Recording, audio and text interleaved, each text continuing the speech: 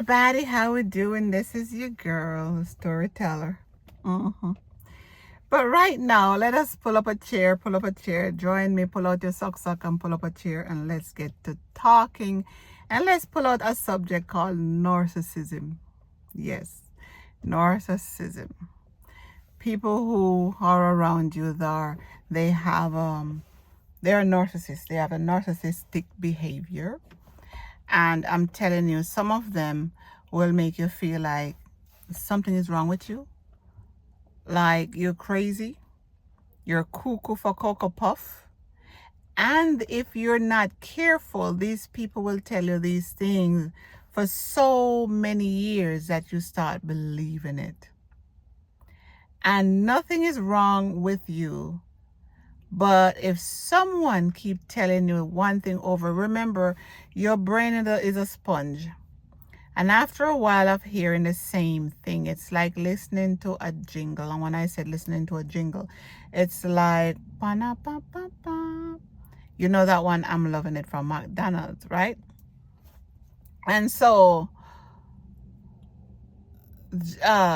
narcissistic behaviors coming from grown adult who want you to think that something is wrong with you. And the controlling thing is they will tell you that you did something wrong or you misplaced something, and they're the one who misplaced it on purpose. And I'm speaking from experience. Misplace something and then ask you for it, and you know where you put it, and then they hid it. So you have no clue where it is now. And then they're like, okay, everything you put down, you're losing stuff now because you're not remembering where you put stuff.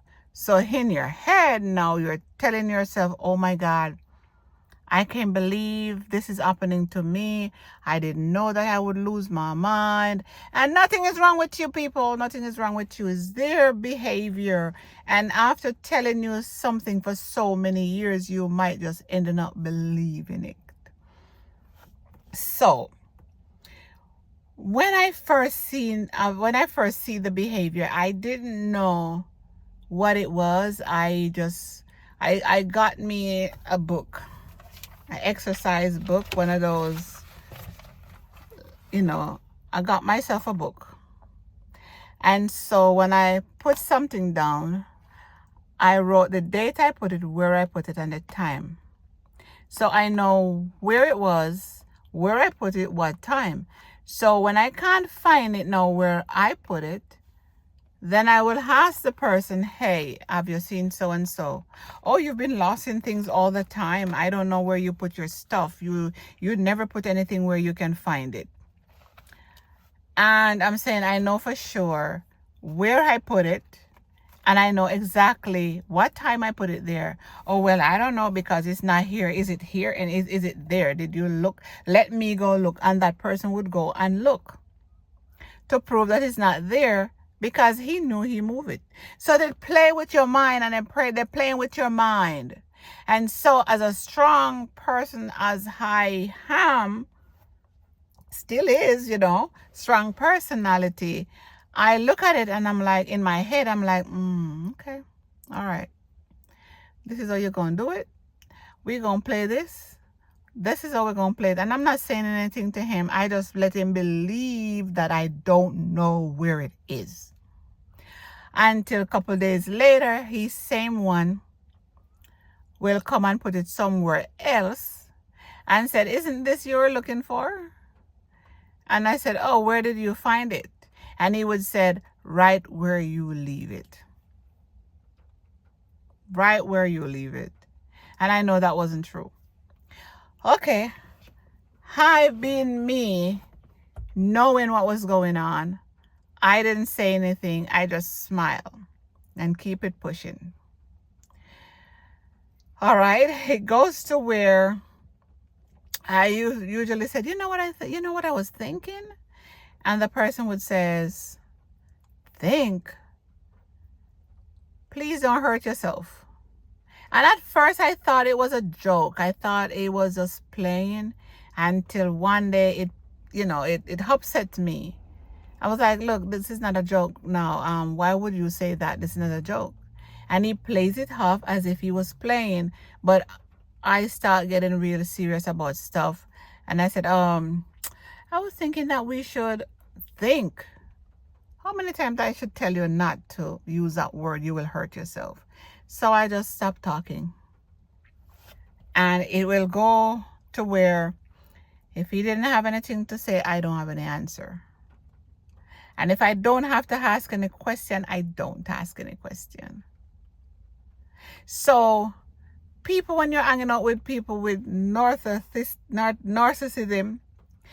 narcissistic behavior, they will let you feel like something is wrong with you. Coming in, oh, I just walk in because you didn't lock the door. You slept all night with the door open. Now, people being a little candid with you, I'm a slight or maybe full-blown OCD. So I check things and I double check things, right? So if I said, okay, it's bedtime, I check the door, I check the windows. If I come in from work, I have to check the entire house. So I'm checking the closet, everywhere. I'm just checking, just me. For somebody to tell me that I didn't close the door, I didn't lock the door, it sort of feel weird, because if you see me, I get out of my car, I lock the car and I lock the car. So,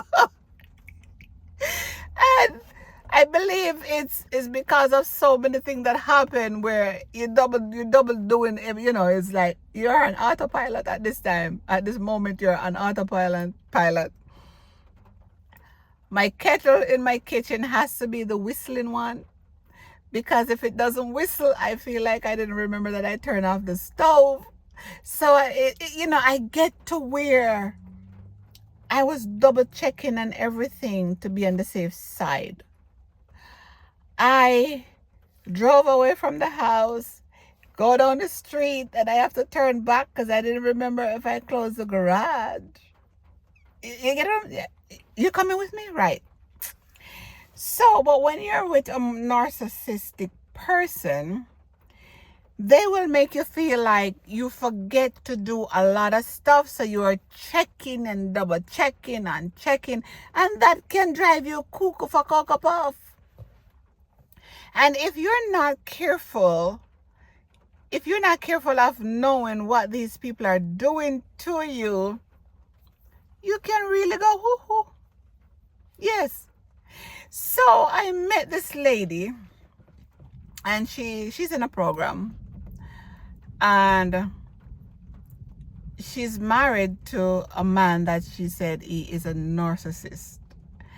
And she said for the last 20 years, she is suffering from depression. And the last 4 years, from 2020 to 2024, she's trying to okay, I want to fix the right word. So she's just trying to take herself out completely, like don't want to be in this world anymore. That's what she said. She don't want to be around anymore.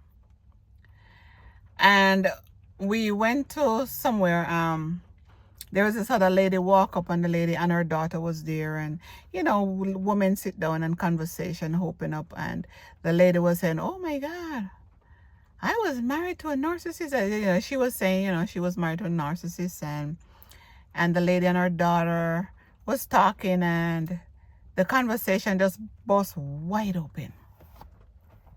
Because at first she was saying everything is good at home, she's this, she's that, da.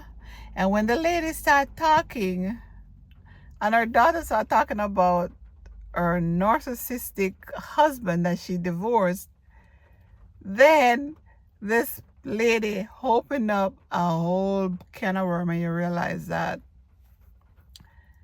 she's not only trying to terminate herself, because she's tired of life. She's trying to terminate herself because she wants to get away from who she's with.